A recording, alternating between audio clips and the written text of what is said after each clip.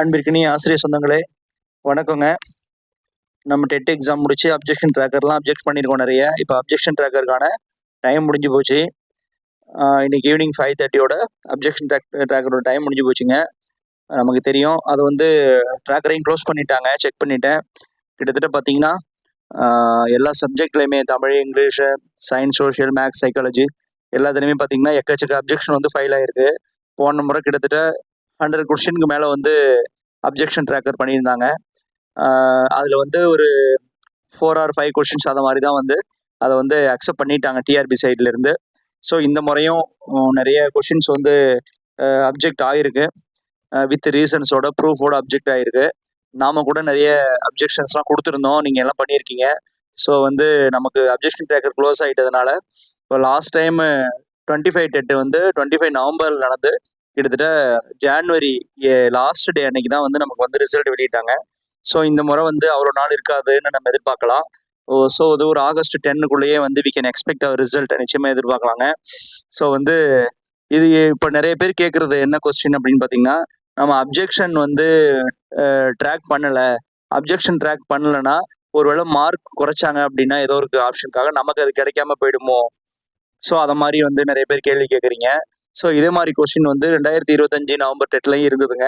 So எனக்குமே அந்த டைமில் அந்த மாதிரி கொஷின்ஸ்லாம் இருந்தது. பட் அதுக்கு பிறகு வந்து ஒரு சில விஷயங்கள் தெரிய வந்தது. ஸோ நீங்கள் வந்து எல்லாரும் நம்பிக்கையோடு இருக்கலாம்.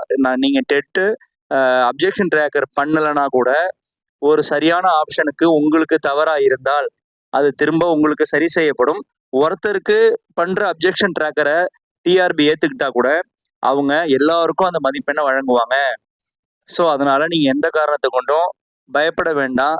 நமக்கு கிடைக்காம போயிடுமோ, நம்ம அப்ஜெக்ஷன் பண்ணாமல் விட்டுட்டோமே அப்படின்னு நினச்சி ஃபீல் பண்ண வேண்டாம்.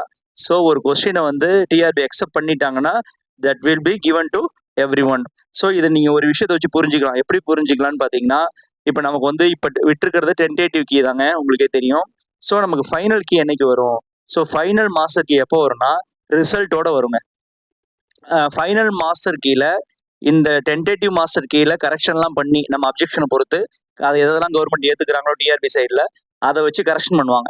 கரெக்ஷன் பண்ணி ஃபைனல் கீ விடுறாங்கல்ல, அந்த ஃபைனல் கீழே என்னென்ன கரெக்ட் ஆன்சர் கொடுத்துருக்காங்களோ அதை வச்சு தான் நம்மளோட பேப்பர்ஸே கரெக்ட் ஆகிருக்கும்.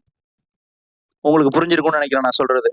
ஸோ ஃபைனல் கீயை விடும்போது ஃபைனல் கீழே என்னென்னலாம் கரெக்ட் ஆன்சரோ அத்தனைக்குமே நமக்கு கரெக்டாகி மார்க் கொடுத்து அந்த மார்க்கை தான் நமக்கு கொடுப்பாங்க. ரிசல்ட் மார்க்கு அதுதான் நமக்கு வரும். That is our final mark. அதனால நம்ம வந்து நமக்கு கிடைக்காம போயிட போகுதுன்னு சொல்லி நீங்கள் யாரும் பயப்படாதீங்க.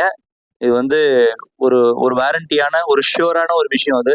ஸோ வந்து நீங்கள் அப்ஜெக்ஷன் ட்ராக்கர் பண்ணலை அப்படின்னா அதை பற்றி நினைக்காதீங்க. ஸோ நமக்கு இப்போ அடுத்து தேவையான அப்டேட் என்னென்னா 24ஆம் தேதி வரப்போகுது. இன்னைக்கு 22, நாளைக்கு 23. 24ஆம் தேதி தமிழ்நாடு டெட் மதிப்பெண் விஷயத்துலையும் சீனியர் ஆசிரியர்களோட எக்ஸ்பீரியன்ஸ் விஷயத்துலையும் என்ன முடிவு எடுக்க போகிறாங்க, என்ன கொள்கை முடிவு எடுத்திருக்காங்க, எனக்கு தெரிஞ்சு எடுத்துட்டாங்க. நமக்கே கொஞ்சம் அரசல் புரசலாக சில செய்தி நமக்கு கிடைச்சது, நம்ம அதை கூட சொல்லியிருந்தோம் உங்களுக்கு. ஸோ இது வந்து அது ஃபைனலாக இருக்குமா?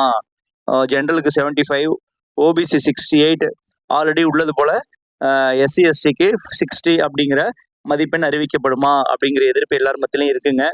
ஸோ நம்ம பார்க்கலாம்.